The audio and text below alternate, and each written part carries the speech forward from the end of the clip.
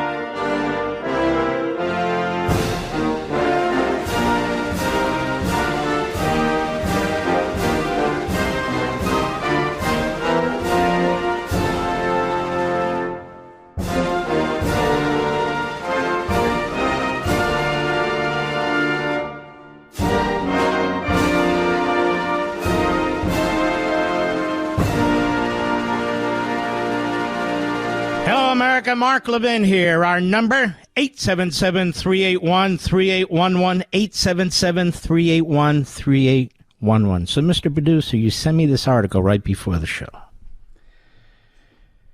from a website that is sort of the Media Matters wannabe site, filled with reprobates, morons, and their ilk.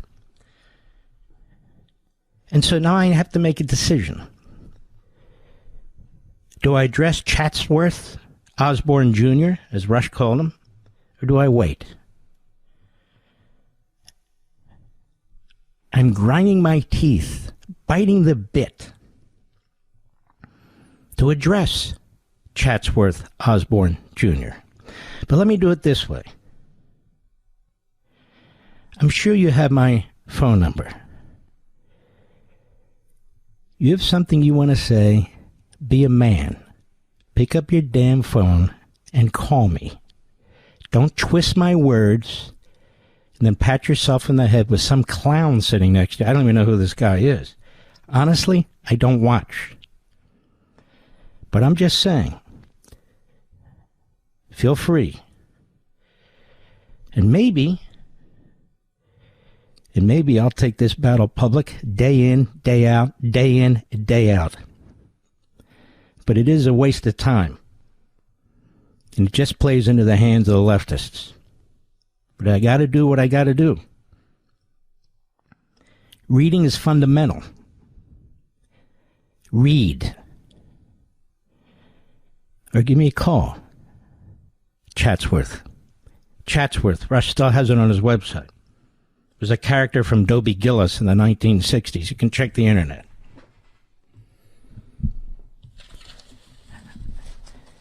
Mr. Producer says, no, don't. I'm telling you, I'm ready to roll. I really am, but I'm going to hold back right now. And you guys at media, you're disgusting. You just disgust. You exist to do stupid stuff with stupid headlines. Then you get suckers who are hooked on it, regurgitate it. But it's important that people learn how to read. It's important that they learn how to reason. And so we're more than happy. You got my number, pal. Pick up your damn phone and call it. Now, let me move on. First of all, I want to thank you folks. This book, On Power, is in the top 100 on Amazon. And I spoke about it for about 30, 40 minutes yesterday. And you are patriotic, intelligent, smart people. That's what you are. That's why you're here. That's why you watch the Fox show. That's why you watch the Blaze show. Millions and millions of you. Because you're curious, because you're intelligent. Things are going on that are upsetting you, and me too. And so I told you I'm going to give you just a little flavor here and there of what's in the book. Just a little touch. Because that's all I'm allowed to do, quite frankly. My discussions with the publisher. And I'm not going to sit here and read the book to you. There'll be an audio if you're interested. But it relates to what's taking place for even right now in the Middle East. And let me say a couple of things about that, first and foremost. Number one, credit where credit is due. President Trump is literally bringing trillions and trillions of dollars into this country. He literally is bringing trillions and trillions of dollars into this country. And we've never seen anything like it. And obviously that's going to have positive consequences on the workforce, reindustrialization of America, and so forth. I've talked about the tariffs before and what I believe his purpose is. And he's succeeding. But also, if you can get the Saudis and others to spend hundreds and hundreds of billions of dollars in buying things from us rather than communist China, that's a good thing. The president deserves great credit for this. It's absolutely unprecedented. Then I watched the president's speech. It was very, very interesting to me. And I thought to myself, is he promoting isolationism or globalism? Or both? And what I posted is actually POTUS's speech, because here the Jewish Insider has this provocative title: Trump embraces isolationist worldview in Riyadh's speech. And then I got to thinking, the speech is a little different than the action. So I posted, actually, POTUS's speech included some of the lines used by the Soros-Koch isolationist crowd about neocons and interventionists. But the irony is that it was given in the context of a globalist outreach effort to make economic and military deals with and between Middle East monarchies and dictatorships, and the biggest American globalists, internationalists, and corporatists in our country. Now, we don't know the details, but if they're great deals for we the people, that's wonderful. And I truly believe the president is the best at making great deals. But this looks to me like globalism wrapped in isolationist language. I'm just using their language. We have the globalists and the internationalists, or I call them corporatists, the most wealthy on the face of the earth, from America, meeting with these incredibly wealthy monarchs and dictators in Saudi Arabia, which is swimming in oil, worth tens of billions, hundreds of billions of dollars, a tiny little monarchy, to make deals, financial deals, economic deals, military deals. And I understand even a security arrangement is being worked out. Now, that's not interventionism, but it's certainly globalism. And you know what's funny? When some of these people like Chatsworth Osborne Jr. and others were interventionists and militarists and all the rest, I wrote a book called Liberty and Tyranny. And in Liberty and Tyranny, I have an entire chapter on Iraq. Now, we were all kind of suckered into the Iraq thing. We all were. Even the isolationists and others of us. But that aside, I warned about globalism. I actually used the word. And globalism, to me, means surrendering our sovereignty to international organizations, whether they be economic, whether they be environmental, whether they be governing like the UN, because these organizations are the opposite of representative government. They're the opposite of the consent of the government. You and I have no say in any of these international organizations, or what I call these globalist institutions. We have no say in them whatsoever. So I reject it. And I reject it before most people reject it. But I reject it. Now, that doesn't mean you shouldn't be involved in the international scene, but a lot of these people with podcasts and subscription platforms, they aren't clear or precise about what they're talking about. They commingle words. They throw around slogans like neocon. You know what a neocon is historically? A neocon is a person in the 50s and 60s that was sort of a moderate Democrat, much like Tucker's father, I believe, but a moderate Democrat who say, wait a minute, the Democrat Party's gone left-wing nuts, and the Soviet Union's on the rise. And so they reconsidered their associations, they reconsidered their viewpoints, and they moved away from that. Rightly so. Like Gene Kirkpatrick, who was a genius, brilliant. A professor at Georgetown who Reagan appointed as his national security advisor. As his ambassador to the United Nations. And he appointed Democrats like that throughout his administration. Those were the neocons, neoconservatives. That's the best definition there is for that, because there's really no specific definition, but that's who they basically were. So it has absolutely no relevance to today. They throw this term around. I've been subjected to it. Others have been subjected to it. Maybe not Chatsworth, but others, as a pejorative for Jew. Or Israel firsters, or something like that. They know they're doing it. We know they're doing it. And many of them are open about it. And so when you use that phrase, especially when you're Jewish, you're an idiot. You don't even know what you're saying. Other people use it. They're not idiots. They actually know what they're saying. But that's not my point. My point is different than that. Let me read a little to you from On Power. And this is from the middle of chapter 3 on negative power. America, like much of the West, was born from the fusion of faith and enlightenment. And I spent a lot of time explaining the faith aspect of it, the enlightenment aspect of it, and so forth. I actually wrote that months and months and months ago, but it's something that's very important, I think. As such, while faith is distinct from government, the latter being the organization of law by and through man-made institutions, the fusion of which I speak informed the authors of America's Declaration and Constitution on the prudent and humane order of government affairs. Again, I explained that at length, but I'm not going to read that. Here's what I want to get to. By contrast, for example, political Islam, as Dr. Zuhdi Jasser, a prominent Muslim scholar, founder of the American Islamic Forum for Democracy, and a leader in the Muslim reform movement, refers to it, among others, seeks the centralized control. Now think about these terrorist organizations and their ilk. Think about Qatar as a perfect example.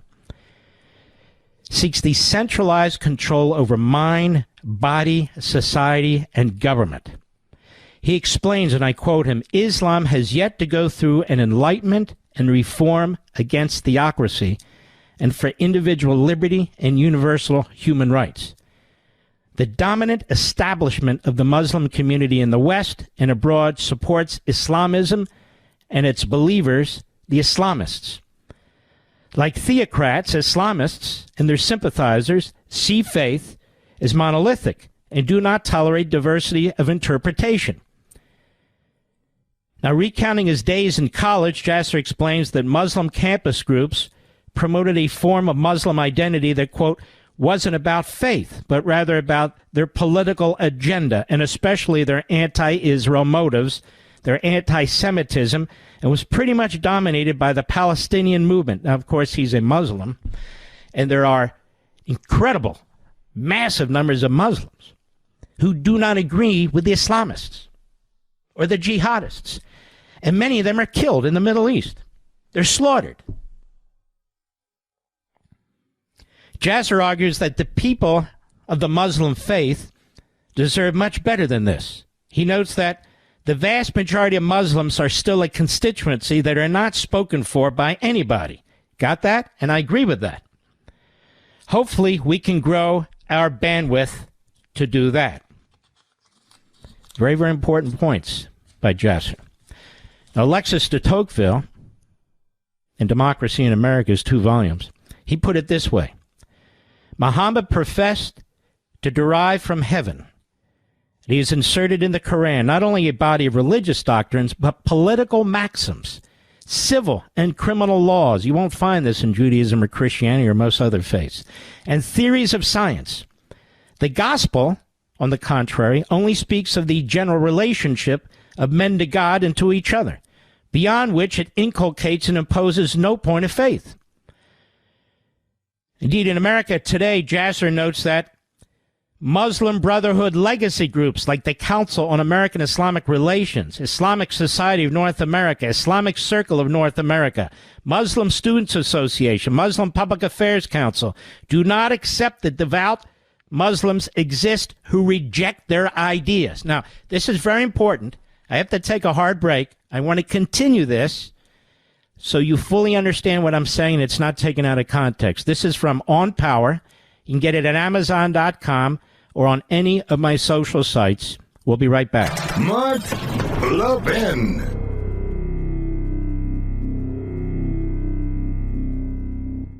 Folks, the first 100-plus days of the Trump presidency has been astonishing, and the Heritage Foundation has been keeping track. Americans were sick and tired of the status quo in Washington, D.C., and that had led to a border crisis and an erosion of family life in America. They sent President Trump back to Washington with a mandate to restore American greatness. And the good news is that America's back. Now, if you want to see exactly how he did it, go to heritage.org/Levin. That's heritage.org/Levin. To get your free list of Trump's 100 wins in 100 days. The Heritage Foundation has been counting wins in the first 100 days since President Trump's new administration took office. And I'm sure you can name many of those wins, from taking steps to secure our border to cutting government waste. But the Heritage Foundation has a comprehensive list of the top 100 wins so far. So go to heritage.org/Levin and get your list. That's heritage.org/Levin. Paid for by the Heritage Foundation.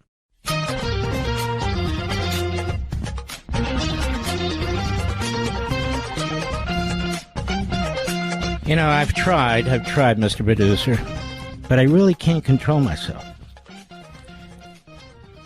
So I think next hour I will talk further about Chatsworth Osborne Jr. What do you think of that? I'll explain why he got that name. I'll explain who gave it to him and why. On Power, you can get it right now on Amazon.com. You know, there's a term in there. I looked at some of their terms at Amazon, and they make the point, and I want to underscore this. If you pre-order the book, even if it's 2.5 months from now, the lowest discount they give during that period of time, and they're going to cut it. That's what they do to generate as many sales as they can. You will get it. So you don't need to worry about that. That's number one. Number two, I know you're going to love this book. I actually, unlike most, wrote it. Most people don't even read the books they put their names on. Every single syllable. But this issue is very, very important. And I only have about 30 seconds right now in the segment. About a completely different mindset that these terrorists and terrorist states have, like Qatar, versus we in the West. I'll be right back.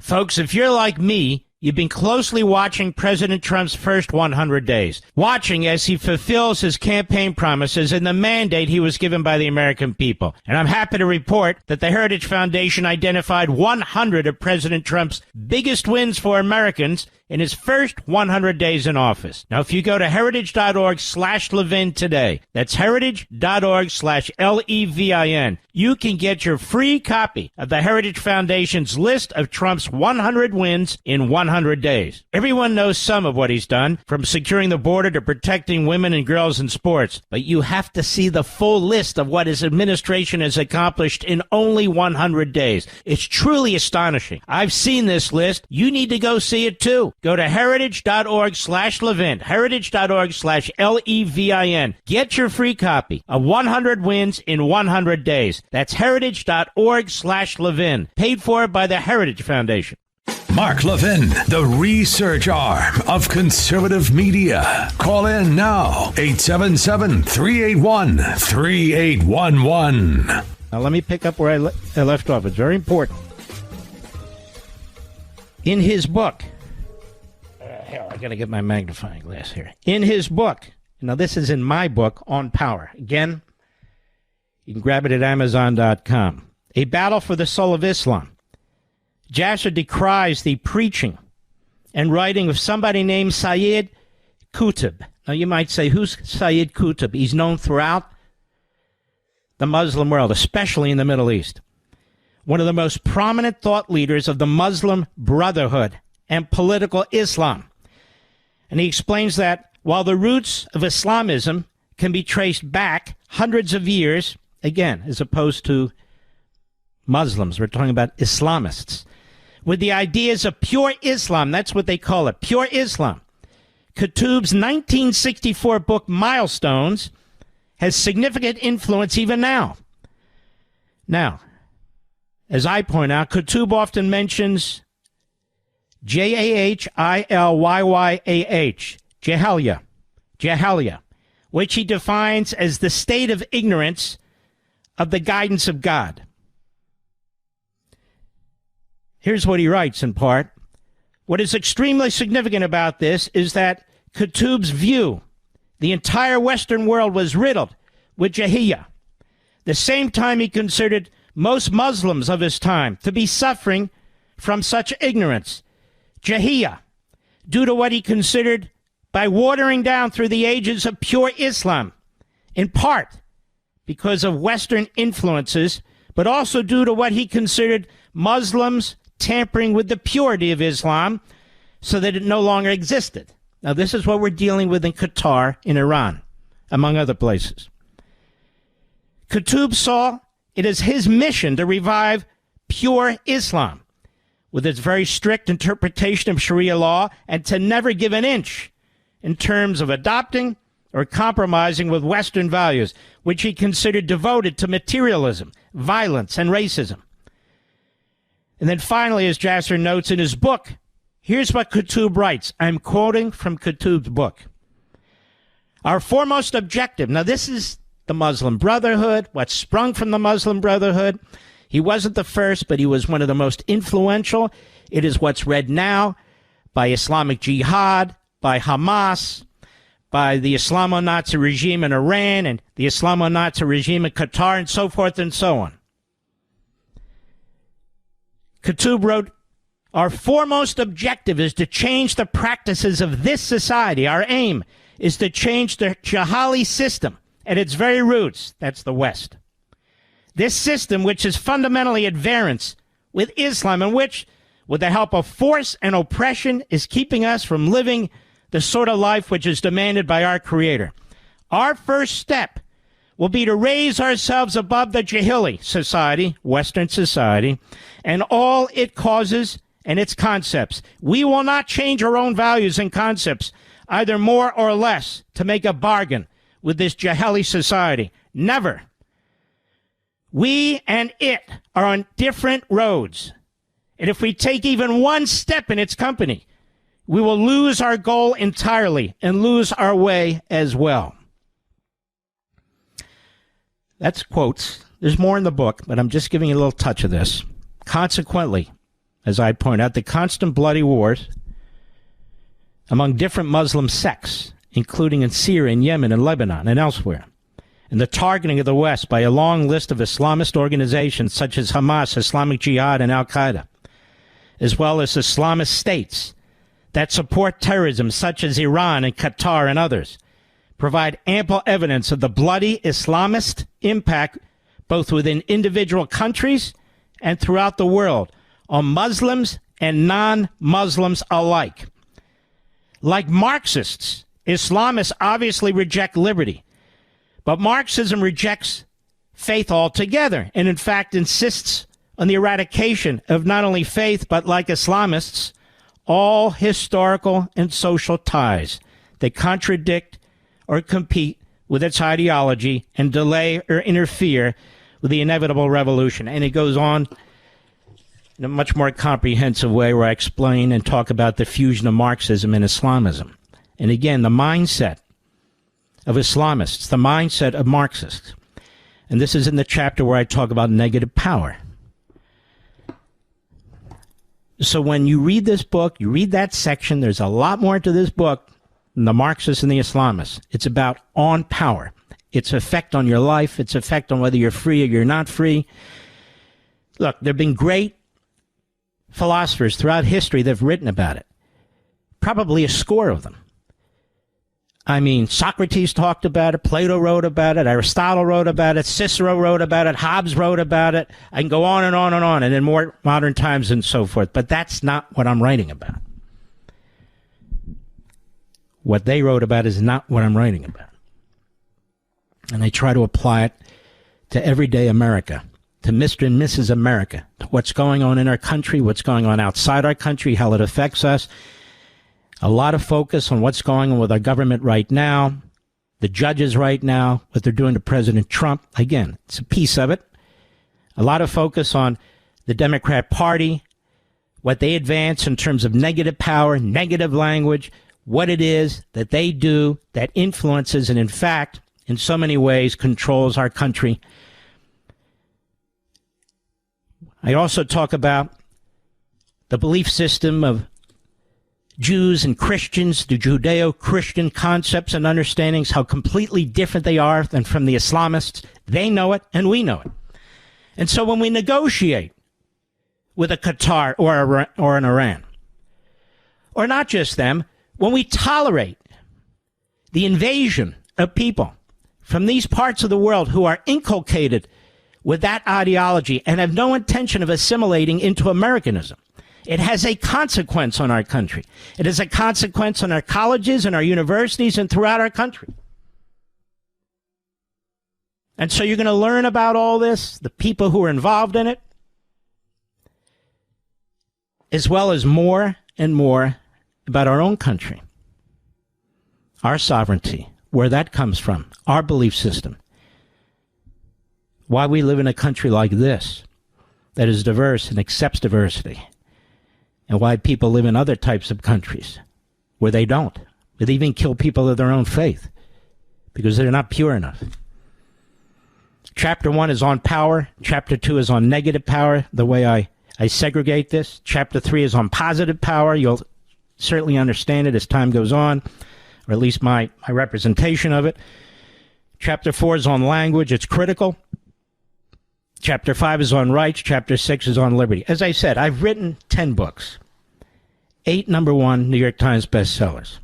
Millions and millions of you reading these books, as are millions and millions of you listening to this program on every available platform. We've talked about liberty a lot. We've talked about rights a lot. What we haven't talked about a lot, although we've talked about it in the sense of references to it, is power. Power. And it is a way of rethinking through, or at least adjusting somewhat, how we think about what's taking place day to day in our own country, actually in your own community, and certainly with foreign governments, and how so many of them, literally from a mindset and ideology, look at things completely differently than we do. And this is one of my concerns when we're dealing with Islamist regimes, terrorist regimes. I mean, on the face, they're terrorist regimes. They're called terrorist regimes for a reason. That means they don't believe in civility, they don't believe in so forth and so on. And what you'll find more in the book is there's There's even a word and an ideology for the Islamists that they use among each other about deceit. And in the chapter on negative power, I talk about communication. The chapter about language, I talk about what kind of language is used. You know, in tyrannies, whether they be Marxist, fascist, Islamists, whatever they are, and by the way, in democracies too, more and more, language is used to deceive, to confound, to confuse the public. More and more. So this is unlike any book I've ever written. It's tighter. It's more concise. There's some quotes, like the quote I just read to you, but less quotes, more my analysis, my reasoning about these things. And it's written for you, the American people. You can go to the link on Amazon.com directly, or on my Twitter site, or True Social site, website, marklevinshow.com, the mothership, or any of these other social sites. You know, I don't promote our social sites almost at all, do I, Mr. Producer? We almost have 5 million followers on X, and I never even mention it. Maybe I should mention it so we can get up to 10 million, but it doesn't matter. I'm not interested in the grift. I'm not interested in the hits.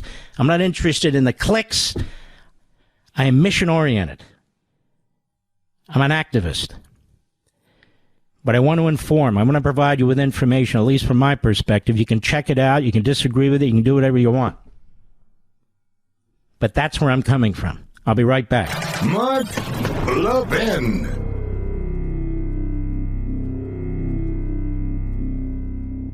Folks, the first 100-plus days of the Trump presidency has been astonishing, and the Heritage Foundation has been keeping track. Americans were sick and tired of the status quo in Washington, D.C., and that had led to a border crisis and an erosion of family life in America. They sent President Trump back to Washington with a mandate to restore American greatness. And the good news is that America's back. Now, if you want to see exactly how he did it, go to heritage.org/Levin. That's heritage.org/Levin. To get your free list of Trump's 100 wins in 100 days. The Heritage Foundation has been counting wins in the first 100 days since President Trump's new administration took office. And I'm sure you can name many of those wins, from taking steps to secure our border to cutting government waste. But the Heritage Foundation has a comprehensive list of the top 100 wins so far. So go to heritage.org/Levin and get your list. That's heritage.org/Levin. Paid for by the Heritage Foundation.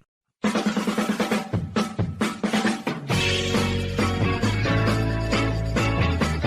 the way, it's a damn shame Major League Baseball waited until after Pete Rose died. Don't you think, Mr. Producer, to lift the ban from the Hall of Fame?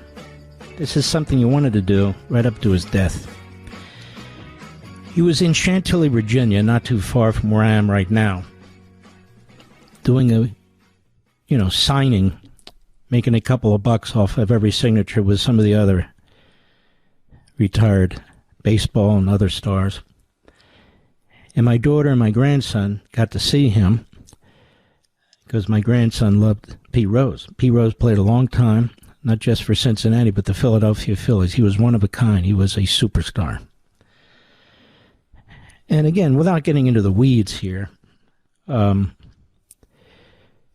this is something he wanted. He wanted to be in the Hall of Fame, and he will be there posthumously along with Joe Jackson, another one of the greats.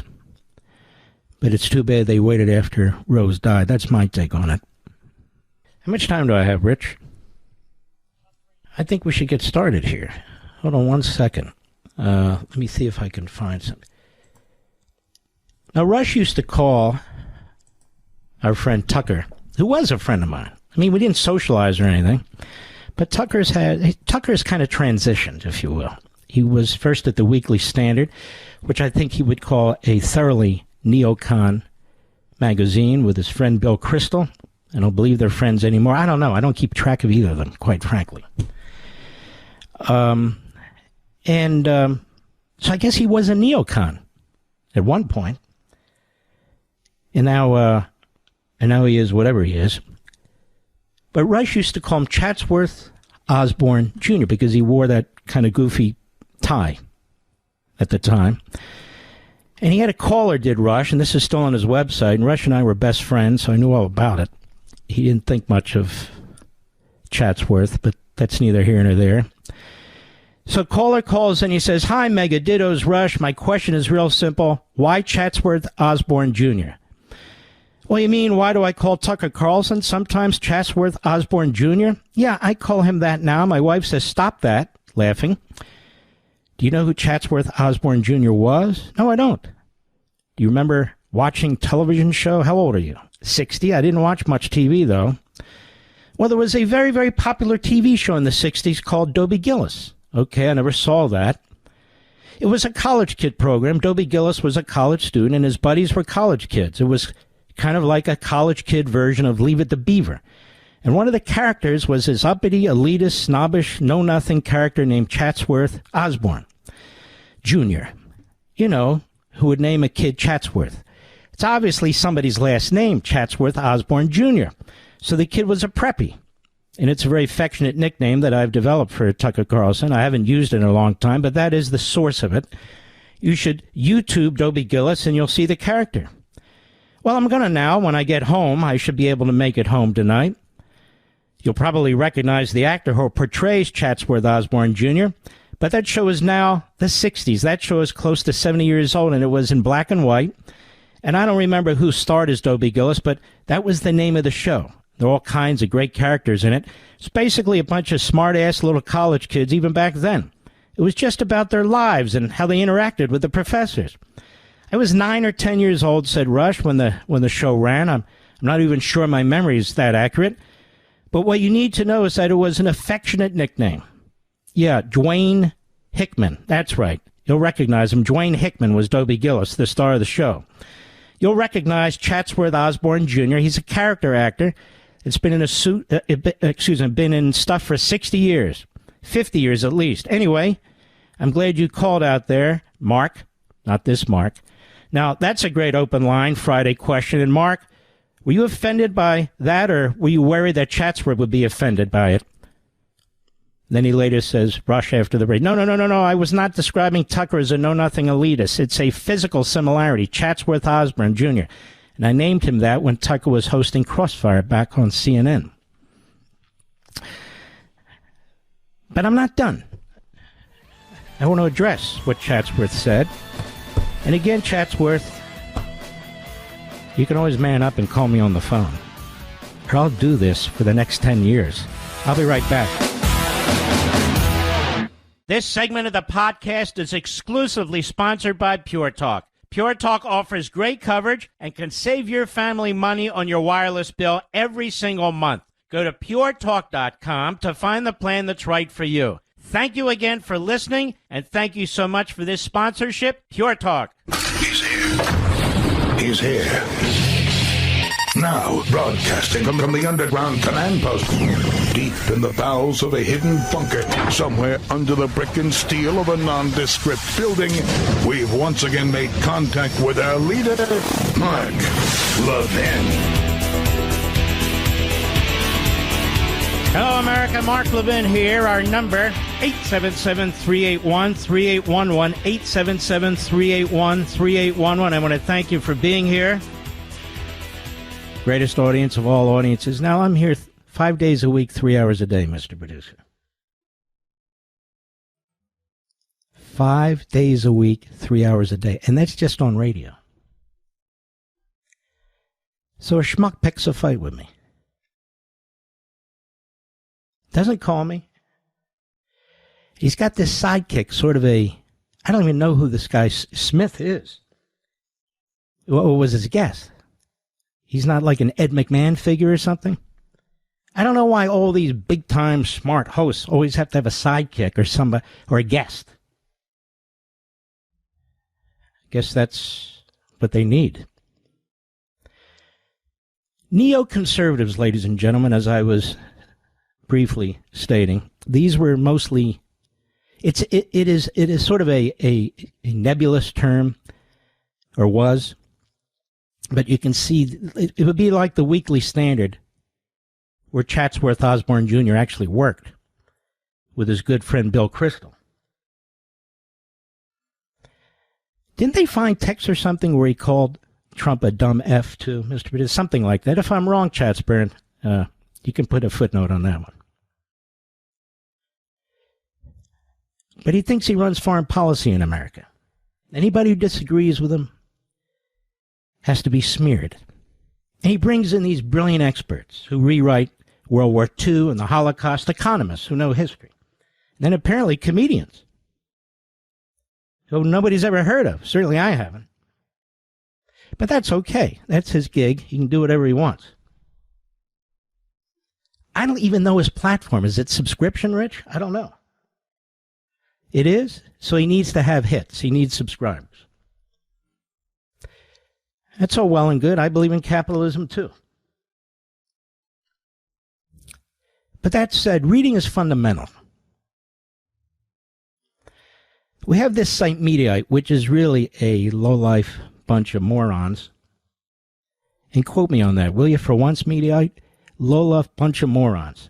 Prepubescent, low IQ individuals who actually don't produce any substance, but take the words of other people, slap headlines on them, and in many cases, twist them out of context. So the other day they said I called the envoy a traitor in the title. And then in the body of the piece they said he essentially called him a traitor. I never called him a traitor. I know how to say traitor. I know how to write traitor. So in comes Chatworth Osborne Jr. And hold on, I got to find exactly what I wrote here. I should ask him because he wrote it down. He thought it was so important. Oh, speaking of the envoy who talked about the neocon element, and I'm guessing he used that phrase because he has no idea what it means. You see, all the neoconservatives are dead. They were old-time Democrats who abandoned the Democrat Party and were hawks when it came to foreign policy. And many of them were quite brilliant. Scoop Jackson, Patrick Moynihan, Gene Kirkpatrick. And as I said, Chatsworth Osborne Jr. was of that ilk, or part of that ilk, as a senior writer, maybe even an editor, at the non-existent now Crystal magazine. Fox News' Mark Levin ripped Witkoff, you see. Called him a traitor. I never called him a traitor. In fact, I never would call him a traitor. But he posts this, and then I posted this. By the way, neocon is a pejorative for Jew. Unbelievable. You see, all the neocons are gone. So why do they keep using the word neoconservative? Notice they don't use hawk, interventionist, neocon. Why do they keep saying neocon? Because many of the neoconservatives were old-time, left-wing, Democrat Jews. Chatsworth knows it. I know it. And many of the people that use that phrase either don't know what they're talking about, but in the magazines and on the internet, they know it. So they're not going to say the Jews are dragging us into a war. They'll say Israel is, Netanyahu is. They're not going to say the Jews this and the Jew. So they use neocon. Chatsworth is smart enough to know what he's doing. He may have transitioned into what he's become today, but he knows what he's doing. I know what he's doing. Now, when I wrote this, by the way, neocon is a pejorative for Jew, unbelievable. Mr. Producer, does that say I called the envoy an anti-Semite? You're either stupid or diabolical to suggest that I did. Take your pick. I'm no fan of the envoy, but I never called him a traitor, I know how to say traitor, and I never called him an anti-Semite. And this is really precious coming from our friend Chatsworth Osborne Jr., who's brought in a conga line, of miscreants, malcontents, and worse, in my opinion. And I say this as a red-blooded American, that a lot of people are getting sick and tired of this game. They're getting turned off by this. The American people do not want the Islamo-Nazi regime in Iran to get a nuclear weapon. They don't want them to have missile technology where they can put a nuclear warhead on an intercontinental ballistic missile and hit the United States. And the fact that they don't want that doesn't make them a warmonger, a neocon, or anything else. It makes them patriotic Americans. That's number one. Number two, I am hoping, you are hoping, that Donald Trump figures out some kind of deal that nobody else has figured out yet, but he's capable of it, to stop them, short of war. But many of us are skeptical. Why? Because we have a brain. Because we know the Islamo-Nazi regime in Tehran is a terrorist regime that has violated every piece of paper it's ever signed.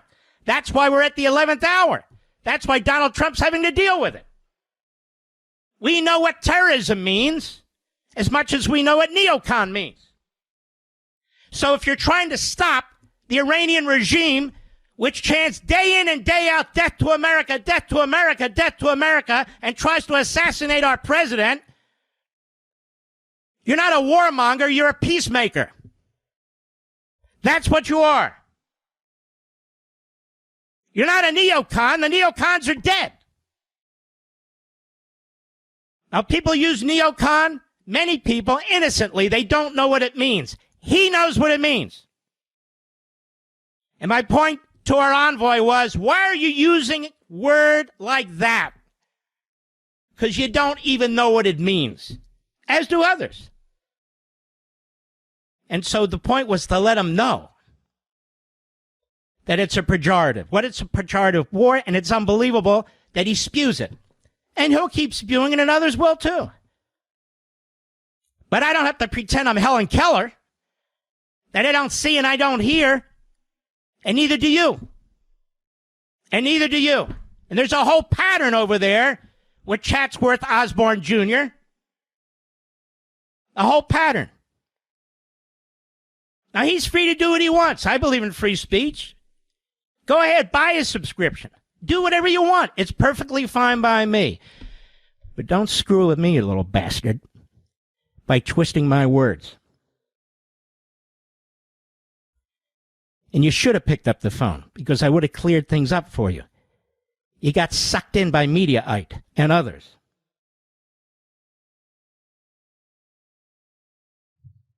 Oh, I'll leave it here for now. I'll leave it here for now. We shall see. I'll be right back. Mark Levin.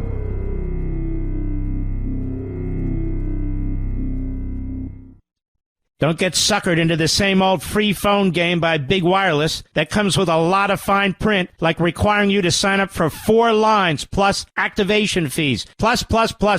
And the end of the day, you've paid for that free phone 3 times over. Pure Talk is my sponsor, my wireless company. They have a much better offer. With a qualifying plan of just $35 a month, you can get a brand new Samsung Galaxy A26 for free. Now, this phone is virtually indestructible. Gorilla Glass captures beautiful wide-angle photos with next-generation camera lenses. All you need to do is switch to Pure Talk. For just $35 a month, you get unlimited talk, text, 15 gigs of data, more than you'll ever need, with mobile hotspot, all on one of America's most dependable 5G networks. Go to puretalk.com/Levin to make the switch. Again, that's puretalk.com/LEVIN to claim your free Samsung Galaxy with qualifying plan when you switch to Pure Talk. Wireless by Americans for Americans.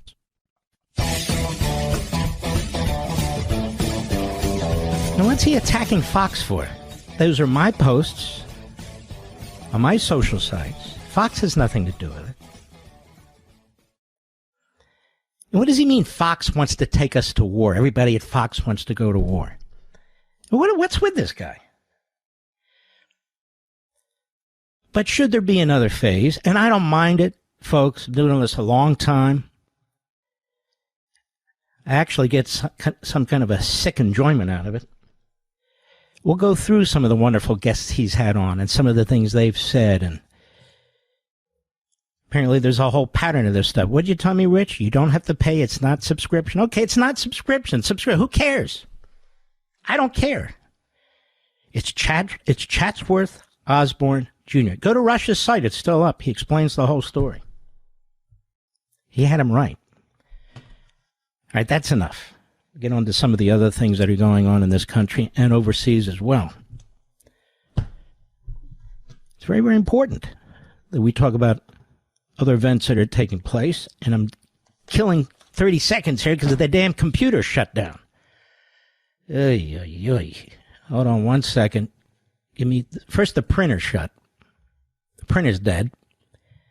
Now the computer went black. All right. Give me a second. This is live and national. I want to get a couple of articles I wanted to share with you. I will get there. Okay. Everybody, let's do some show tunes, huh? No, we're not going to do show tunes. President Trump in Saudi Arabia. Cut one, go. We are cutting 10 old regulations for every new regulation. We're getting rid of all of the red tape that is so many, frankly, countries, as they get older, they develop a lot of red tape, and we're getting rid of it. We're getting rid of it at record levels. And I'm pleased to report that the United States Congress is on the verge of passing the largest tax cut and regulation cut in American history. That would be think we're great. in good shape to get that. And if we get that, that will be like a rocket ship for our country. In the first quarter of the year, the investment in America was up an astounding 22%. More than $10 trillion of new investments have been announced or are coming just since the election on November 5th. And you know, folks, the president deserves enormous credit for that. He's going to bring in trillions more from these inbreds in the Middle East. That's a good thing. I just saw, I think it came out just a little while ago. I read a lot, so I remember it was this morning or this evening, that the debt this month is the lowest it's been in a very, very long time. That is the deficit for the month. Maybe it was the quarter, but it was a significant reduction. And we've been talking about here, got to get these tax cuts passed as fast as possible to give a real shot in the arm, because think about it. The president's economic and budget programs haven't even kicked in yet because they haven't passed yet. So imagine the kind of growth that we're going to have, in addition to all the monies he's bringing back into the United States and the businesses he's bringing back into the United States. Imagine. It's going to be fantastic. Now, with respect to Iran, here's what the president said, at least in part. Cut 3, go. I want to make a deal with Iran. If I can make a deal with Iran, I'll be very happy if we're going to make your region and the world a safer place. But if Iran's leadership rejects this olive branch and continues to attack their neighbors, then we will have no choice but to inflict massive maximum pressure, drive Iranian oil exports to zero like I did before. Now let's stop right there. Do we agree with this? I would say 95% of you in this audience agree exactly with this, as do I. Do the isolationists agree with this? Do they agree at some point, if this can't get resolved, that military action will have to be taken? No, they don't agree with that. So what will the world look like if they have their way? What will it look like if they have their way? Go ahead. They were a virtually bankrupt country because of what I did. They had no money for terror. They had no money for Hamas or Hezbollah, and take all action required to stop the regime from ever having a nuclear weapon. Iran will never have a nuclear weapon. And that audience is filled with Saudi top officials, including the prince, as well as these billionaires and multi-billionaires. So the audience agrees. You and I, we agree. The outliers are the isolationists. Go ahead. But with that said, Iran can have a much brighter future, but will never allow America and its allies to be threatened with terrorism or nuclear attack. The choice is theirs to make. We really want them to be a successful country. We want them to be a wonderful, safe, great country. But they cannot have a nuclear weapon. This is an offer that will not last forever. The time is right now for them to choose. Right now, we don't have a lot of time to wait. Things are happening at a very fast pace. They're happening right here. They're happening at a very fast pace. So they have to make their move right now, one way or the other. Make your move.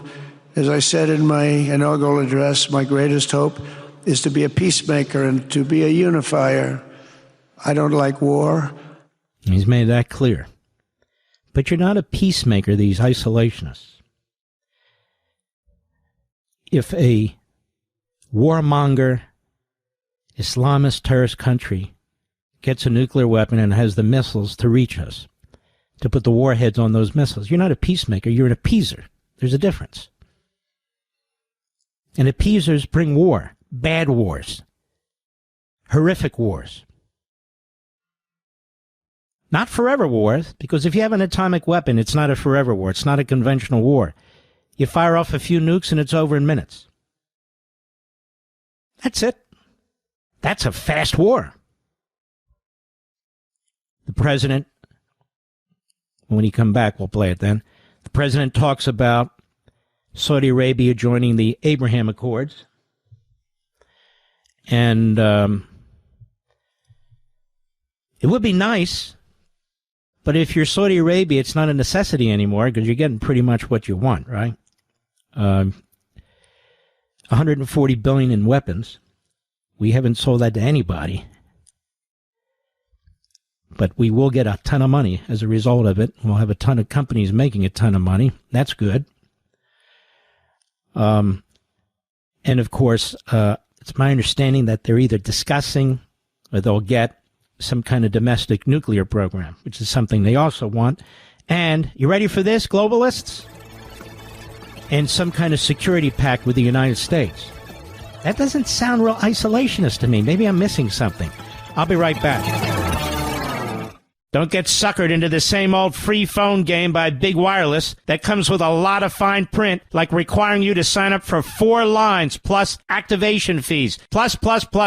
And the end of the day, you've paid for that free phone 3 times over. Pure Talk is my sponsor, my wireless company. They have a much better offer. With a qualifying plan of just $35 a month, you can get a brand new Samsung Galaxy A26 for free. Now, this phone is virtually indestructible. Gorilla Glass captures beautiful wide-angle photos with next-generation camera lenses. All you need to do is switch to Pure Talk. For just $35 a month, you get unlimited talk, text, 15 gigs of data, more than you'll ever need, with mobile hotspot, all on one of America's most dependable 5G networks. Go to puretalk.com/Levin to make the switch. Again, that's puretalk.com/LEVIN to claim your free Samsung Galaxy with qualifying plan when you switch to Pure Talk. Wireless by Americans for Americans.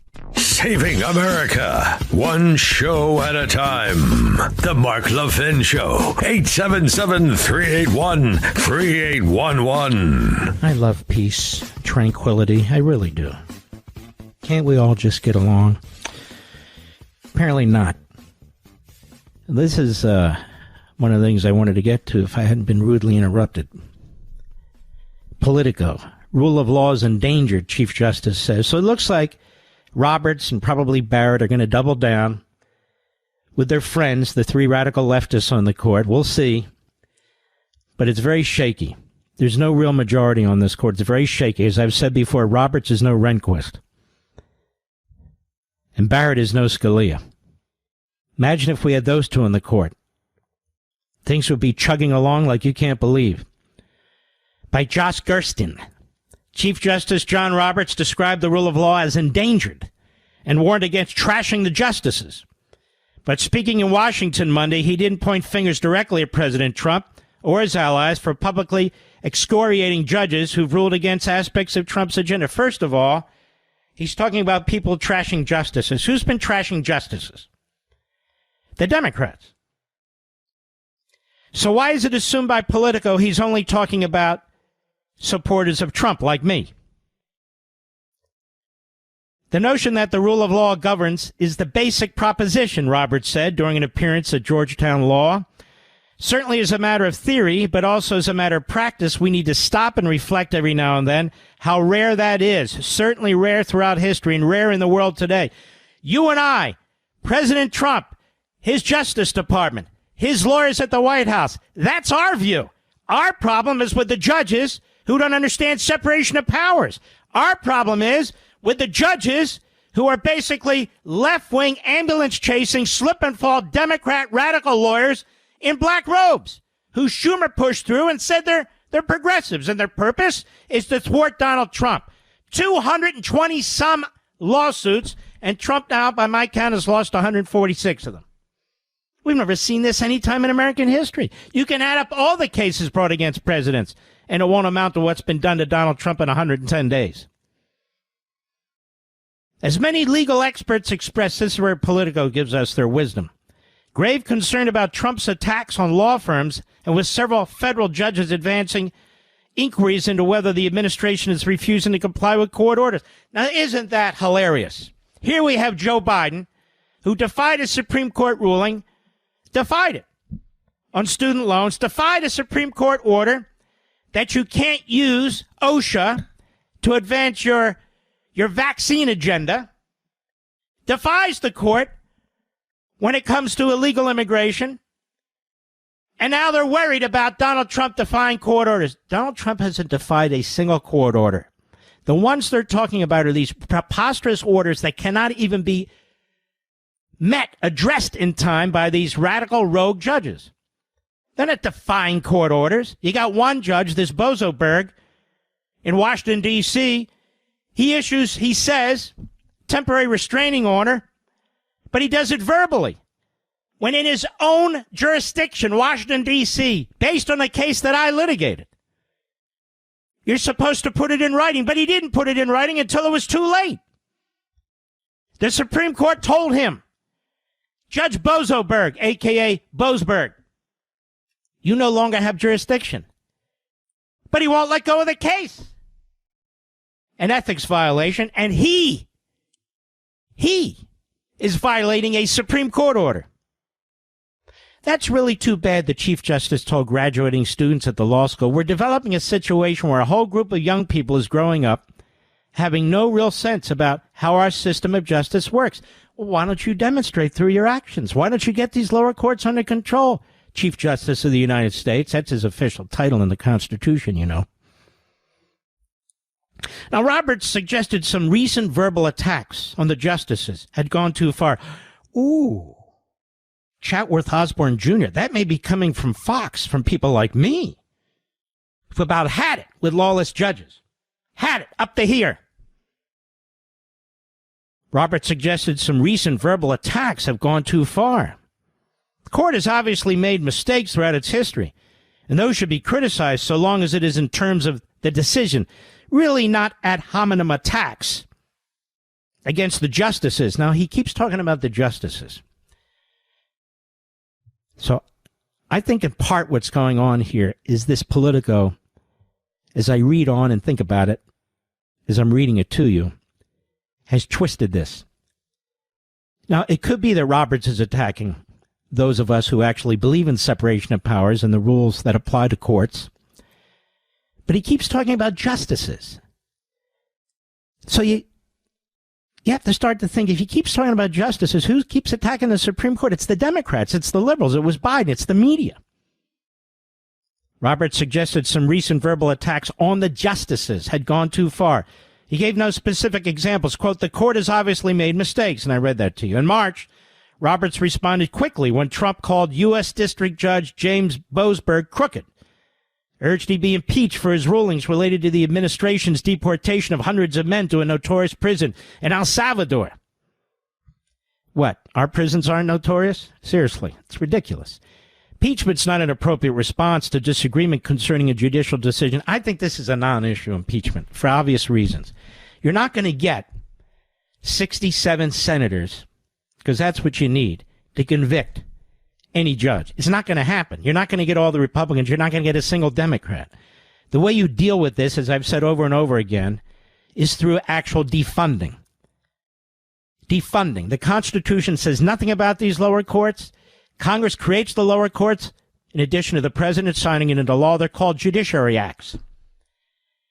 They created these jurisdictions. They created the different circuits. They determined how many judges would be in the districts, how many judges would be in the circuits, and they could defund Judge Boasberg, a.k.a. Boasberg, shut down his courtroom. And my advice to the Republicans in Congress has been, treat it as part of your Reconciliation Act, your spending, so they can't filibuster it. And then here's Politico doing what it does, lying. Roberts' public tone since Jackson's remarks has been notably less dire. At a judicial event in Buffalo last week, he repeated his earlier written statement opposing impeachment of judges over decisions, but passed up the opportunity to elaborate. So, number one, we're not even talking about decisions per se. We're talking about the imposition of national injunctions, which no federal district, they're in a district that no federal district judge has the power to do. It's an absolutely rogue, lawless action. And I would say this to our friend John Roberts. Well, he's not a friend, but you get the point. We're supposed to adhere to rulings of courts and be respectful to judges. Who don't adhere to the Constitution are not respectful to our franchise when we voted Donald Trump in as president by a landslide. Is that the way this is supposed to work? It is your branch of government. It is the lower court judges and those on the circuit court that are going along and those on the Supreme Court who are going along, who are destroying respect for the judiciary. If you get back to acting like judges, stay in your lane, you'll have our respect. In fact, we'll give you accolades. But if you don't, it's a republic. It's our job to speak out. It's our job that our fellow citizens know exactly what the hell's going on here. That's our job as citizens, to speak to each other so we can figure out what to do about it, not to go along with it. You know, for all those people, you're just pro-Israel. Let me tell you something. Israel's no longer a democracy per se. Their judiciary controls their country. It's a judicial tyranny. We are headed in that direction. And I wrote a book called Men in Black, warning about a judicial tyranny. It's the first book I wrote, 20 years ago, 18 years ago, whatever it was. Israel has leftists like we do, Marxists, who would rather see their country lose a war with Hamas than have the conservative Likud party and the conservative Prime Minister Netanyahu in power. In other words, they'd rather destroy the elected coalition government and their prime minister, who's been a tremendous war president, peace president, than in many cases survive. And I've talked about the Second Temple in Jerusalem, which is where the Western Wall is. That's all that's left. The Romans were laying siege for years to the Second Temple. The Jews inside the Second Temple were divided. They were fighting with each other. Some were even killing each other. Well, the Romans are trying to get to them and slaughter them. Now, they finally woke up. They organized, they got together, but it was too late. The Romans breached the walls, and the rest is history. Up to 1 million Jews were wiped out.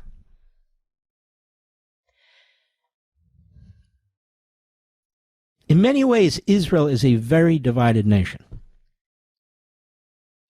It's got their Marxists, it's got their media, just like we do. It's got their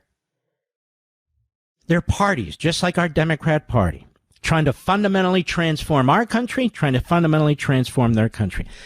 A lot of the money that's pouring into that country are from these dark money entities, and some of them are not so dark. George Soros organizations, among others, millions of dollars to overthrow the existing government and to install these radical leftists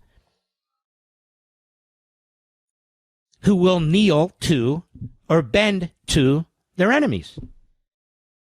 That's going on in Israel as I speak. The judiciary is utterly out of control as I speak. We don't want that, but at some point it becomes too late. It's impossible to reverse course. And that's why we're speaking out, John Roberts. I know you're talking to the Democrats too, but they don't care. They want to fundamentally transform America into some kind of a autocracy. We don't. I'll be right back. Mark Levin.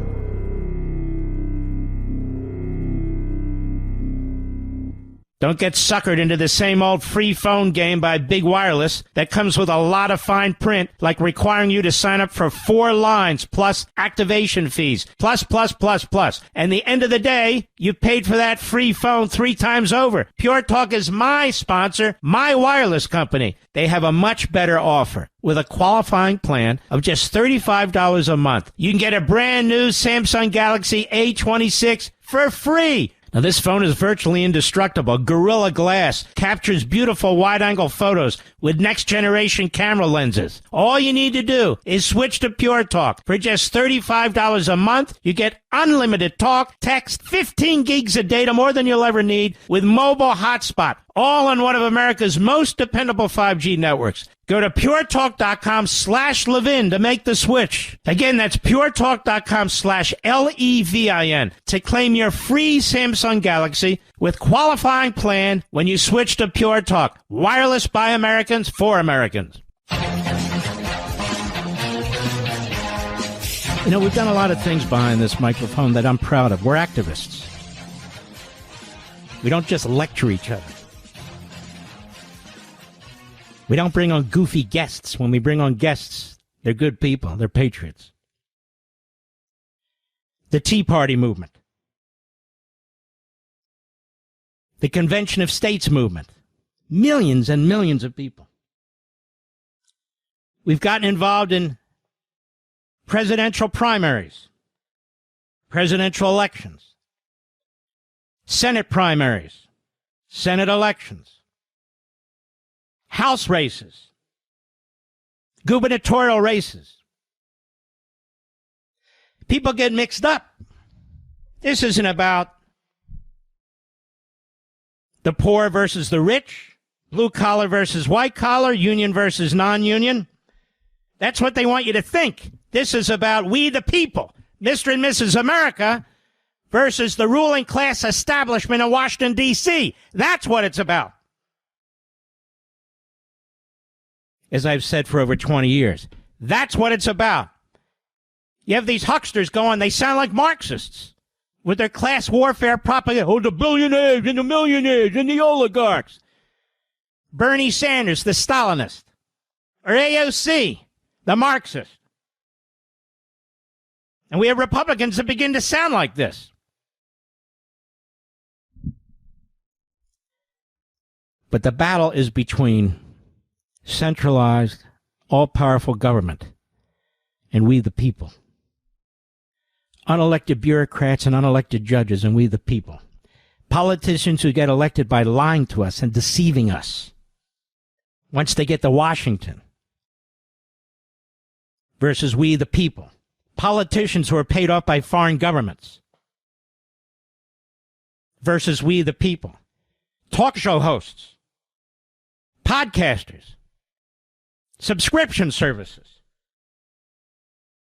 who have sugar daddies, who have agendas, versus we the people. That's what we're here to battle. That's what we're here to confront. We're going to take a short break in just about 30 seconds. I want you to join me. I want you to talk to your friends, neighbors, family members. These books that I write have a purpose. First of all, I actually write them. But the purpose is to secure that nation that our founders talked about. And we have a ways to go. And so I decided one of the issues we don't talk about enough, that we don't focus on, is the issue of power. On Power is the name of the book. You can pre-order your copy now on Amazon. I've linked to it on all my social platforms. I think you're going to love this book, On Power. I'll be right back.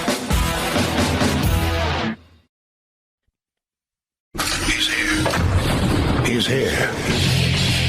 Now, broadcasting from the underground command post, deep in the bowels of a hidden bunker, somewhere under the brick and steel of a nondescript building, we've once again made contact with our leader, Mark Levin. Hello, America. Mark Levin here. Our number, 877-381-3811. 877-381-3811.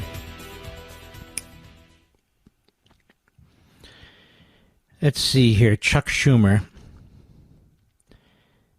on the floor of the Senate yesterday. Now, you know, when you say on the floor, you think he's face down in a drunken stupor. No, that's not what they mean.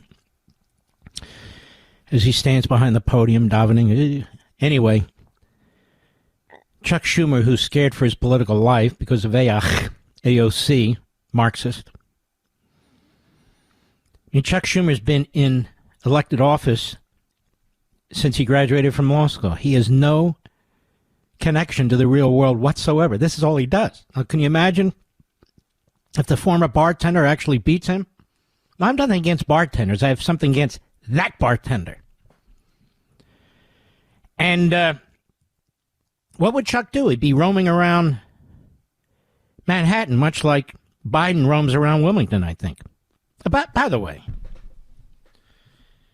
Jake Tapper and these other frauds and these fools, they cover up the Biden,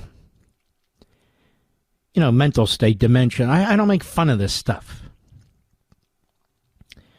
But they cover it up. What kind of gonads does it take to write a book about the cover-up of Biden's mental condition when Jake Tapper was part of the cover-up? I mean, have you ever seen anything like this before? And by the way, if he wasn't part of the cover-up, show us all the clips where he was calling it out while sitting on his big ass behind some table at CNN. You won't find many, if any, until that debate. Now, you and I, we didn't need the debate to tell us what was going on.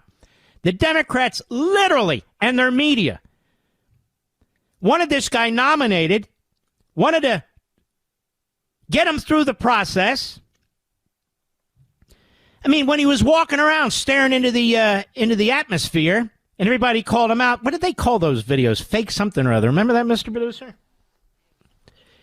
Cheap fake. Yeah. Everybody's, what the hell is that? I don't know, but you're doing a cheap fake. And over at Fox, you're doing it over and over and over. Cheap fake. There wasn't cheap fake. They're the cheap fakes. But anyway, there you have the Italian prime minister having over here, Joe. Grab his arm to pull him back. He's wandering off. And he did that when he would get behind a microphone and he'd read us cards and say, make sure you smile. And he said, make sure you smile. And, everybody saw it.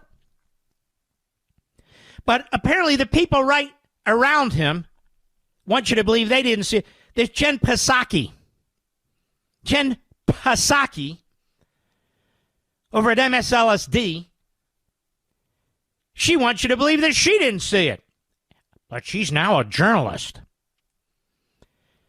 But Jake Tapper knew it. In fact, when Laura Trump was on his show, there's what's become a fairly famous clip, and she was calling him, you don't know that. You don't have a medical degree. You're not competent to say whether he does or doesn't. What a jackass, Jake Tapper. Fake tap out. That's what he is. He's got a book. Look at this. Look at what we're revealing in the book.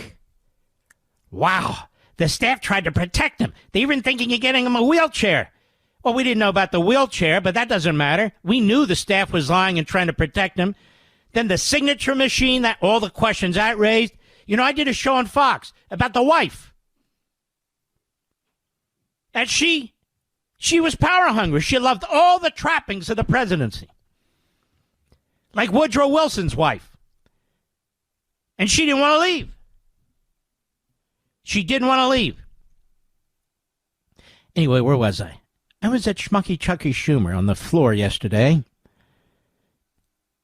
attacking Trump and tariffs and all the rest of it. Cut 10, go. On tariffs.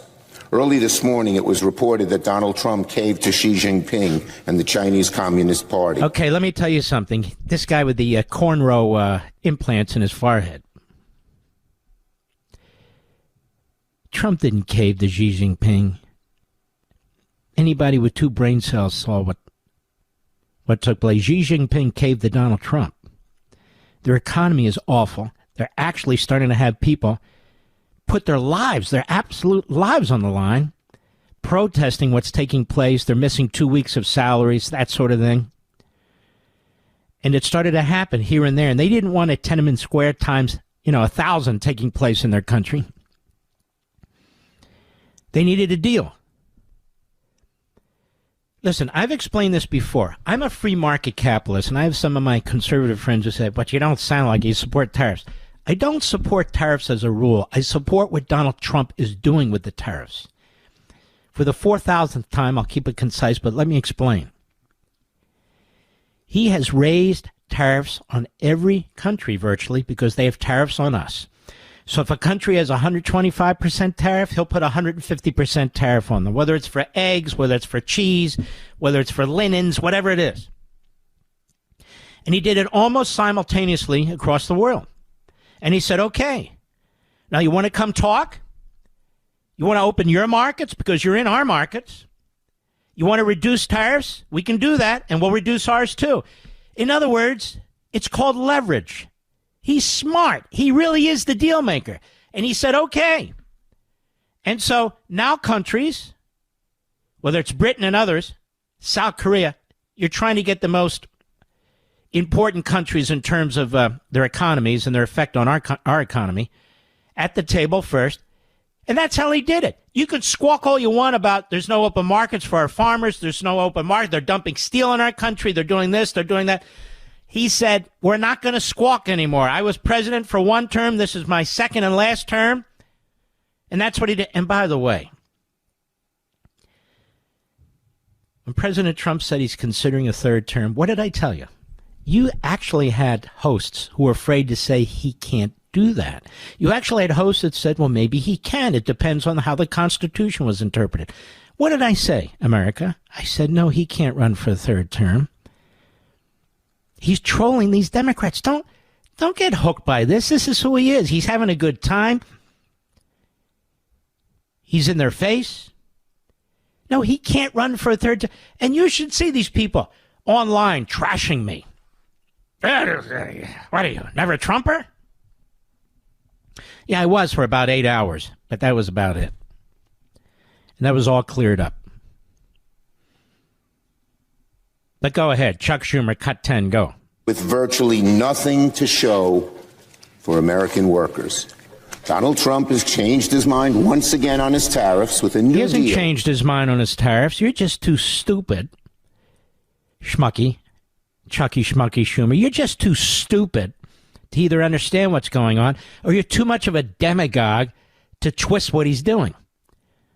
Now, this is Chuck Schumer, who made sure the most grotesque spending bill in American history was passed through the Senate. That caused massive inflation, economic dislocation. The same Chuck Schumer who went on and on that we need bipartisan immigration reform in order to secure the border. He is a pathological serial liar. That's what Chuck Schumer is. Right, Schmucky? He's that guy in the raincoat standing on a soapbox in the corner with his hands in his pockets, calling people over.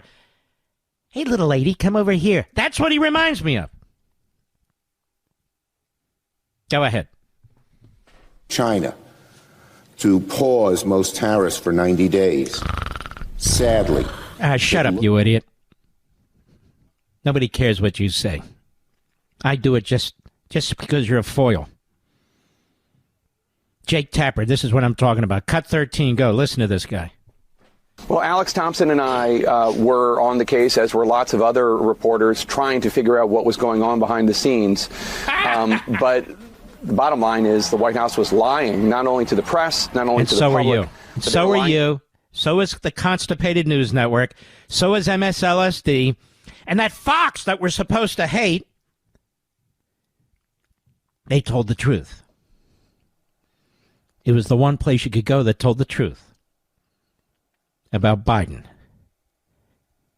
Not CNN, not MSNBC, not the New York Slimes or the Washington Compost, none of it. I'll be right back. Mark Levin.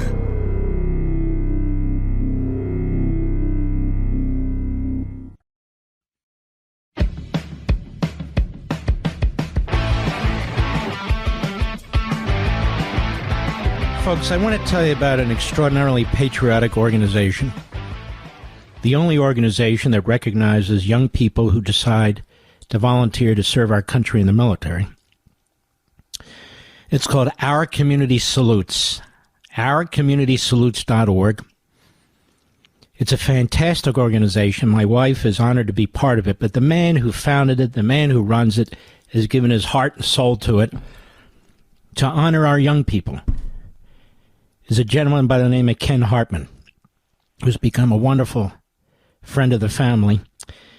And Ken Hartman, welcome to the program, and tell our audience about Our Community Salutes, what it does, how you honor these young people, what it is that you are asking of this enormously patriotic audience tonight. Hi, Mark. Thanks very much for having me tonight. Happy Military Appreciation to you and all your amazing listeners. So it all started 17 years ago when I made the fortunate decision to serve on our local school board here in South Jersey. And you know what that's like.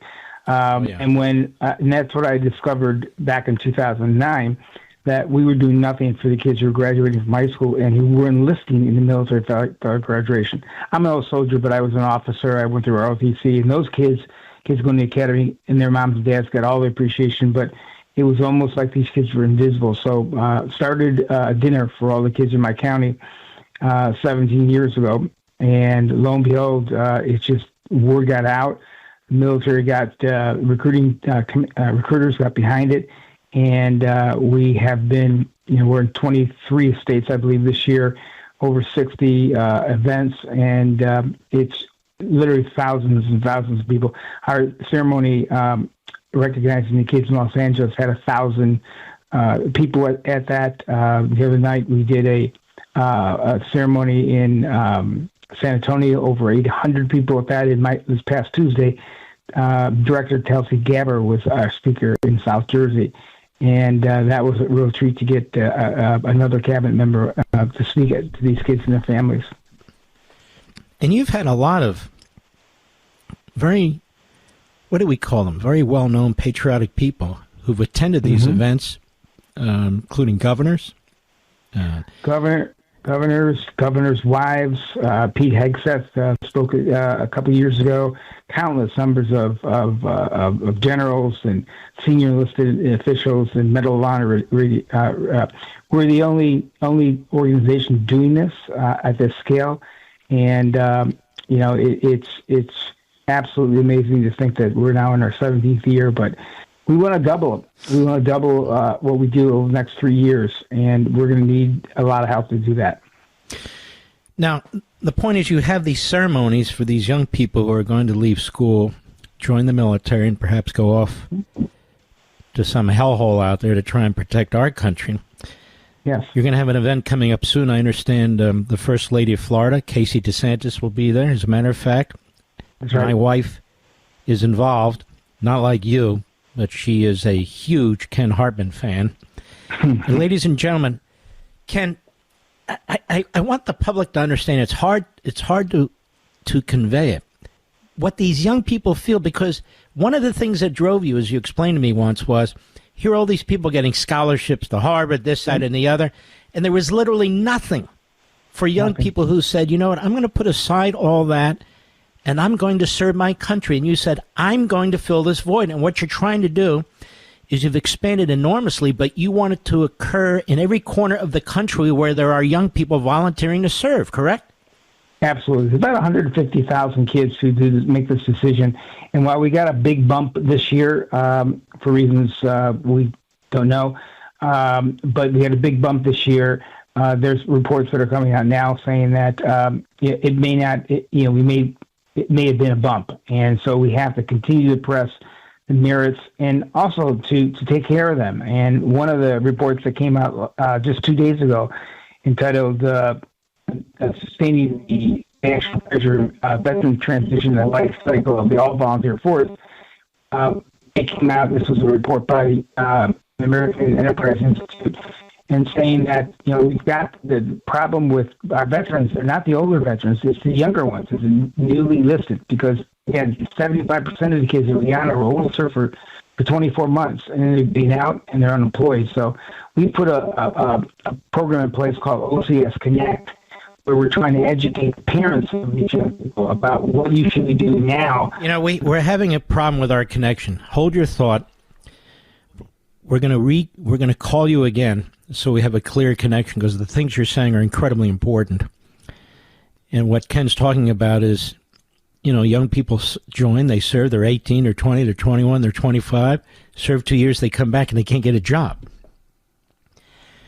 And so his organization is expanding its efforts and its activities to try and address that too. So number one, they want to celebrate and thank young people who could be on a completely different trajectory, whether it's education or work or something, but they decide to join the all-volunteer military. And thank God they do. We wouldn't have an all-volunteer military, we'd have a draft. And these are real patriots. And then number two, when some of them come back, they can't find work. And so they're trying to address that too. And Ken Hartman and his group, it's called ourcommunitysalutes.org, they're doing this with all private resources. All private resources. Ken Hartman, do we have Ken back? That's the issue, but yeah, you're absolutely right. We rely on Americans to help us with making these events. They're not cheap. They're all over the country. And the other way that they can help us is by going to our website at ourcommunitysalutes.org, or the shortcut is just ocsusa.org, and sign our virtual thank you card to the class of 2025. You can leave a message there. We share that message with folks. And our goal is to get 250,000 Americans to sign that virtual card by July 4th, again, in reference to our 250th anniversary coming up. So, again, we need your talent. We need your treasure. And we certainly, the easiest way is simply to go to the website, fill out the virtual thank you card, and leave a message for these young heroes. A virtual message card takes almost no time. It costs absolutely nothing. And you're thanking them, and they love these cards. They love them. So the goal is to get 250,000 of us to sign them. Right. So please, let's have a Levin surge. We're patriotic. We want to recognize these young people. Go to OCSUSA, is it, Ken? Yes, OCSUSA.org. OCSUSA.org. I want to come back with you, Ken. Don't hang up yet. And after Ken, we'll get to some callers, too. So that's OCSUSA.org. Please sign it. It's virtual, costs you nothing, and it means a lot to these young people. We'll be right back.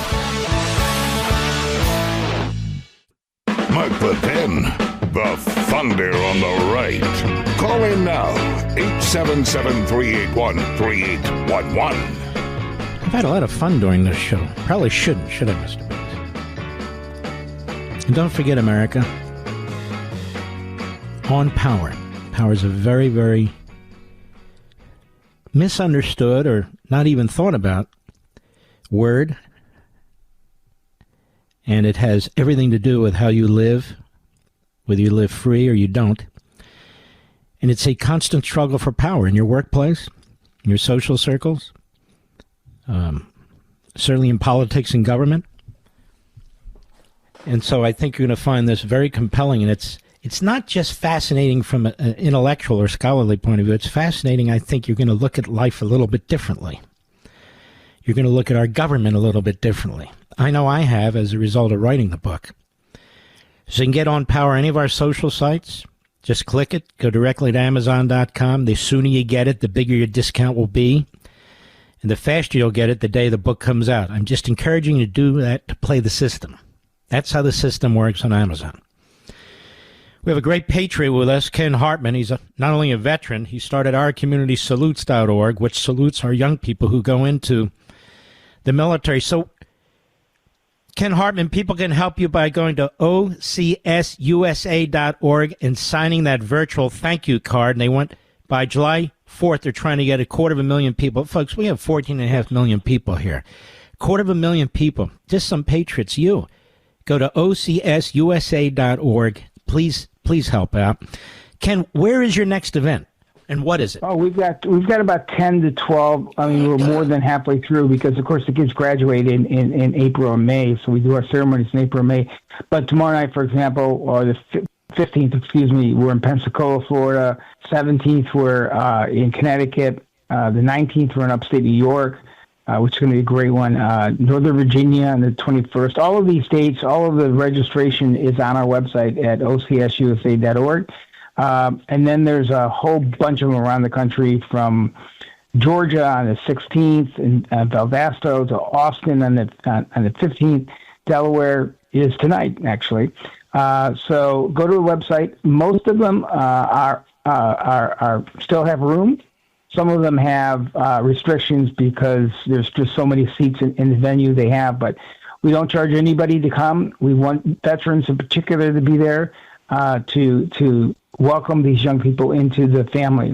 It's very, very important, as pointed out by that report I mentioned earlier, that we've got to get these young veterans to know that their decision to serve our country is a noble one. In fact, one of the things we give every one of them is our little 96-page pocket guide to the U.S. Constitution and our founding documents, because we want them to know, they know what they're going to do. They're going to become an electrician or underwater welder, but understanding the oath, that they take, and understanding the basic principles that they're called upon to defend, that they're not taught in school. So we try to do that as well by giving them a copy of a booklet entitled "Why We Take the Oath" to educate them. Well, I want to thank you. You're a tremendous patriot. You truly are. You've changed a lot of people's lives, particularly young people and their parents, who are always so excited and happy when they come to these events, honoring their children who are going potentially into battle. It's Our Community Salutes, or let's do it this way, OCSUSA.org. You can learn anything you want about it. Very transparent. They're tremendous. It's run by volunteers, the whole thing, pretty much. And they're trying to get 250,000 Americans to sign the virtual thank you card by July 4th. Let's please help them. That would be great. Oh, that would be great. We posted the contact on all my social platforms and so forth, OCSUSA.org. Ken, I want to thank you, man. You're just a great patriot and a wonderful human being. It's an honor to honor these kids. When you come to one of these sessions, these ceremonies, you will be changed for life. You'll see the parents. You'll see the pride of tears of pride in their eyes. You'll see the kids smiling, and certainly the messages on the virtual thank you card echo that as well. All right, brother. You take care of yourself. Thank you, now. Sir. Thank you. Right. Thank you to your audience. Care. Appreciate it. Bye-bye. You got it. Well, there's more I'd like to say, but I can't say. This guy's unbelievable. He's just truly unbelievable. And look what he's created. You know, this is a perfect example of how when people say, what can we do, what can we do? He never said, what can somebody else do? What can I do? And he just did it. And that's how you do things. People say, how do you write a book? I said, you sit down and you start writing it. That's what you do. Let's go to Ryan, San Diego, California, on the Mark Levin app. Ryan, how are you, sir? How are you doing today, sir? Everything good? Everything's good. Hold on, let me look. Oh, yeah, I'm in good shape. Thank you so much. I appreciate you taking the call. I just had a couple comments. One with the threat that a few years ago Schumer made against Kavanaugh, and then the threat he was never held accountable. It was against Kavanaugh and against Gorsuch, two of them. Correct, and he's never held accountable for that. Now the scary thing is if you tie it into the attempt on Trump in Pennsylvania, they've kind of covered that up and glossed that over too. So they feel like they can do anything and get away with it. And these people need to be held accountable. They do, and you know what's interesting? We mentioned Butler. We really haven't had a full report on that yet, have we? Nothing, and that's what scares me. And I think that whole hold on now, or the guy in Florida. He's sitting there. I don't know how long. With a rifle behind these bushes, I know exactly where it is, on this main drag, and God forbid if some woman driving down the street hadn't seen him. We don't have that full story either. We don't have either full story. And what about the Iranians trying to assassinate the president? Isn't that an act of war to you, Ryan? Absolutely. And how come nothing's done about it, Mark? He has his own office, his whole cabinet should be researching this and doing something about it because they're going to feel like they can get away with anything. Well, I think now that he's president, they don't necessarily feel that, but we do need to get to the bottom of these assassination attempts, including the Iranians, and make sure that they don't have a shot at him ever again. All right, Ryan, thank you, buddy, for your call. Much appreciated. Say what? Oh. Okay. Let me see if I can find it since the damn printer's not working. Stick with me, America. We're quasi-professionals here. We pride ourselves on being quasi-professionals. XM Satellite, let's do that. Ed in North Carolina, how are you? Yeah, I wanted to mention that your warning about the nuclear weapon, there's something you may not know that I do know that you'd like to know, and it backs you up. That you should be screaming every day because I do my best. When Clinton was in, we had a gentleman from our state was his small business association guy, and then became his press secretary, I believe, until Monica Lewinsky went there, and then he left, and he ran for governor in our state later, and he would brag about he could work both sides of the aisle if he was elected because when he was working with Clinton, he went to North Korea to help negotiate that they would not have a nuclear weapon. How'd that go? A few weeks later, there's the headline, they had the nuclear weapon. So this has happened before. It's an important point. I mean, it's not like people who try to prevent the North Koreans from getting a nuclear weapon. Warmongers and neocons. People who try to prevent the Pakistanis from getting a warmongers and neocons. Meanwhile, North Korea keeps threatening South Korea with nuclear weapons, and we pulled all of our nuclear weapons out of South Korea as part of a deal with North Korea. So these people who have this view have an obligation to tell all the rest of us exactly what would this deal look like. So I'm waiting for the isolationists to tell us, what would your deal look like? And based on what are you claiming that the Iranians would honor it? We're all open to it. I want to see it. I want to see it. What is it? Or just tell us what it is. And if the Iranians will agree to it. And if they won't, it's okay. You're going to manage it. Now, let me ask you a question, my friend. Are you willing to leave it to the Iranians to decide whether or not they're going to use nuclear weapons? Well, of course not. Nobody. I mean, thank you for doing all well, man, this. there are people out there who say, so what if they get a nuclear weapon? It's just Israel and the Jews and the neocons and the warmongers. And by the way, the evangelical Christians, they're the ones, they're war hungry. Are you war hungry, sir? Of course not. I know, it's so stupid. It's even hard to digest. Go ahead. What's that? Letting them have it would cause the war. Well, of course. I mean, honestly, do you really need a high IQ to figure this out? I don't think so. Well, I just thought you might. I just want to remind you about North Korea. You're right. Because he was bragging about how he and Clinton were going to had talked him out of getting a nuclear weapon. No, you're right. All right, my friend, great call. All right, we'll be right back. Mark Levin.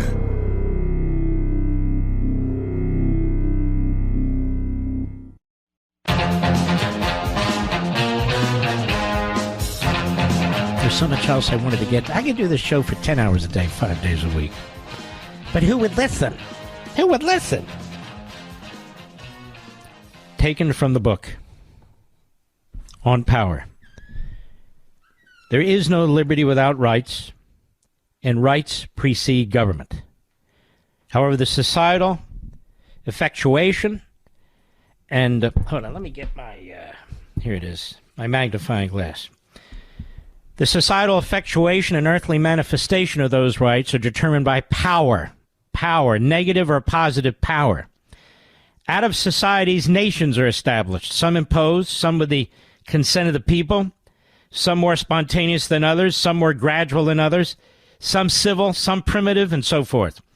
Not all societies establish governments, but all societies establish a hierarchy in one form or another, and in one way or another. And in the civil society, the purpose is to secure and protect both the unalienable rights of each individual and those of the community of individuals who voluntarily come together for that purpose. Just laws are adopted by the consent of the people, meaning a majority of the society's members. But the majority is to respect the best interests of the entire society. Although the civil society is distinct from government, the government is to reflect the purposes and character of the civil society. It is to safeguard it, and again, the unalienable rights of the individual in society. And I go on about Madison, and you're going to learn a lot about Hamilton, too, towards the end of the book. Because Hamilton, and I don't mean to be too harsh on Hamilton. Hamilton was virtually at every step of the way in the founding of America, in the constitutional process. Then, of course, he was killed in the duel with Aaron Burr, who then ran off to Britain. But the point is this. Hamilton really was a bit schizophrenic. He was one of the main authors, he and Madison, of the Federalist Papers, and John Jay was the other, but he only wrote, I think, 3 or 4. And John Jay would become the first Chief Justice of the United States. But that's neither here nor there. Hamilton argues for checks on power, divided government, federalism, explains that, the limits of the judiciary, in order to get the Constitution ratified in the states. But as time goes on, he becomes more of a nationalist, that is, a centralist. A nationalist being more central and more powerful federal government. And he was at odds constantly with Jefferson and Madison. And he hated Adams, who was of the same party and was the second president of the United States. And as a result of what he did in the House of Representatives when the election was thrown in there, Jefferson won the presidency and Adams lost. And then down the road, Adams and Jefferson rebuilt their friendship and were best friends, especially in old age. But the point is, Hamilton's role is very important to understand. And then there's John Marshall, same time frame, basically, in 1803. Hamilton believed the president should be extraordinarily powerful. Marshall believed that the judiciary should be extraordinarily powerful. And then we have the legislature, the Congress itself, with the help of the judiciary, claiming that it could legislate basically anything, anywhere, even though the role of the legislature was never to subsume or replace the power of the state legislatures. It was always believed early on that the states were the action. That was where the action was, that the laws would be passed in the states and they would be honored in the states. And so you have a judiciary that is more powerful than ever expected, a presidency, I'm not talking about Trump, I'm talking about a presidency more powerful than expected, and a judiciary. And if the framers were alive today and they could see what John Roberts and all the Lilliputian, the federal judges, the 677 of them at the federal district court level were doing, they would never, ever have adopted this Constitution. Absolutely no way, because the Federalist Papers and the anti-Federalist Papers rejected the whole idea. You're going to love this book, On Power. Go to Amazon.com, order it now so you get the best discount when they start discounting the prices, and you get it right away. It's right there on all my social sites. This book is written for you, and I know you're going to love it.